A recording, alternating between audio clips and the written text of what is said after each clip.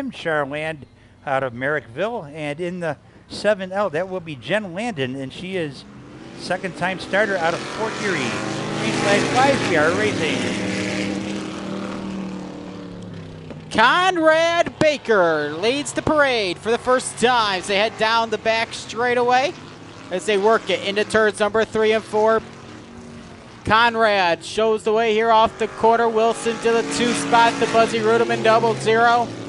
Dwayne Van Alstyne third with the Ivan Little machine. Brian Page 4, Tim Charland 5, and the Jen Landon 7. You could throw a blanket over 3 on back as Conrad Baker continuing to put names and taking them here. Is this one belongs to Conrad up front here early on in this one. With 2 in the books, we are working the halfway point when they get back to the line this time. Dwayne Van Alstyne off the speedway surface and spins over in turn number 2. So as he brings out the caution this time around. Caution, Conrad, slower down over in turn 3, buddy. Conrad Baker, the final ever champion in the old 6-cylinder limited sportsman division back in 1987 here at Humberston Speedway. The absolutely beautiful machines in this division, as Steve mentioned, most of them without mufflers, and what a beautiful sound here at the Speedway. Green flag flies, we are racing once again.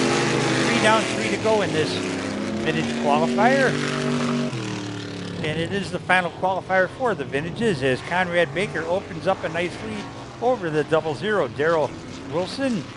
And he's got a good lead over the 12 of Tim Charland. 2 to go this time for starter John Beach 4, Conrad Baker.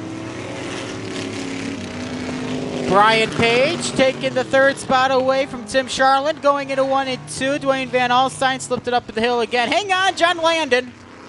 She'll do the 270 with a half twist. She'll keep it going, puts her foot in the gas, and keeps it clean and green as the white flag is out.